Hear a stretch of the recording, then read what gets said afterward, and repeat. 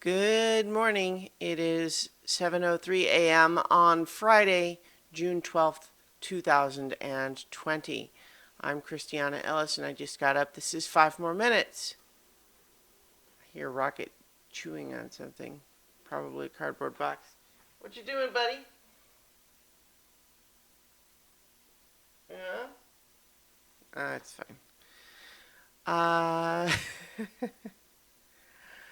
so yesterday with Rocket was a little bit stressful. I think there was a lot of different factors playing in. One is that, he's an adolescent puppy dog now, and, uh, the dogs do go through, quote unquote teenage phases.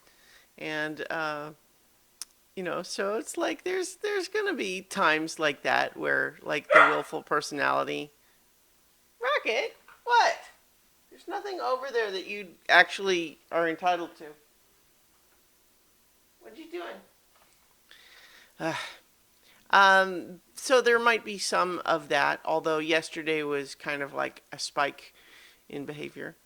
Hey, buddy, are you a good boy? Are you a good boy? You're on camera right now. Yeah. Hey, good buddy. He is a good boy. Most of the time. But yesterday there was also kind of thunderstorms passing through the area, which might have had him a little bit, um, higher stress or something like that. And he, I don't know, maybe was a teensy bit constipated because there were a couple of outings where I was expecting that he might need to poop and then he didn't. And so part of what that produces is me having to stay out there with him for a long period of time to no result.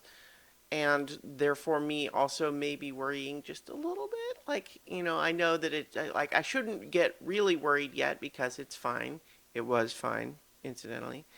Um, but that there being this tiny piece of me that's like, well, I'm annoyed that we're staying out, a long time when I need to get back to some stuff and he's not pooping and it's taking a long time and I'm impatient.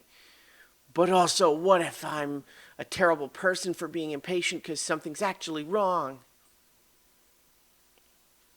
So there's pieces of that. And, but for whatever reason, all of those things together also just resulted in a day where, like, he just didn't want to do anything I told him to do. Um, I ended up having to carry him for a full block on the way home because he just had plopped himself down on the sidewalk and just decided he wasn't going to go anywhere. Even though it's like, this was not a case of him being tired. This was a case of him just not wanting to be done with the walk and not wanting to go back home and just deciding he wasn't going to listen to me. And I was pretty frustrated. It's fine. I mean, ultimately, I think he was a little ornery. Eventually, he kind of sacked out and went back to sleep. Well, the other piece of this that I kind of overlooking is that, his little incision is still healing, so maybe that might have been irritating him a little bit.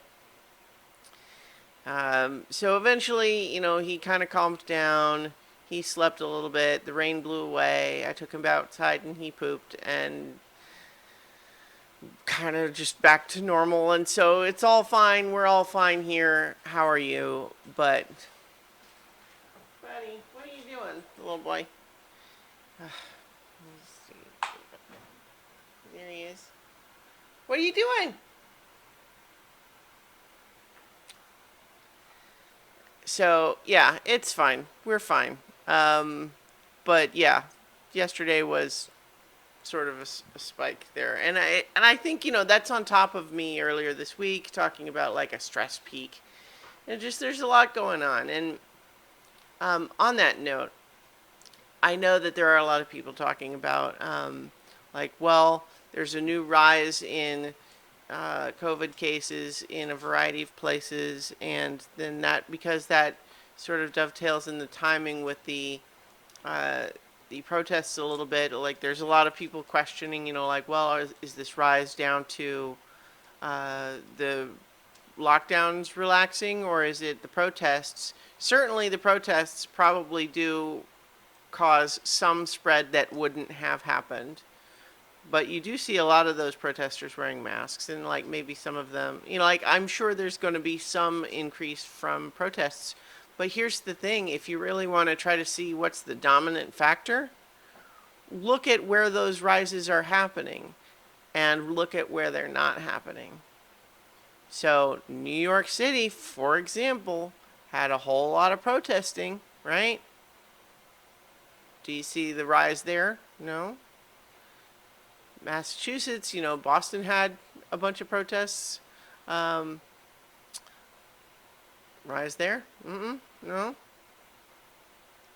But where you're seeing these rises is in places that didn't have the big spikes before.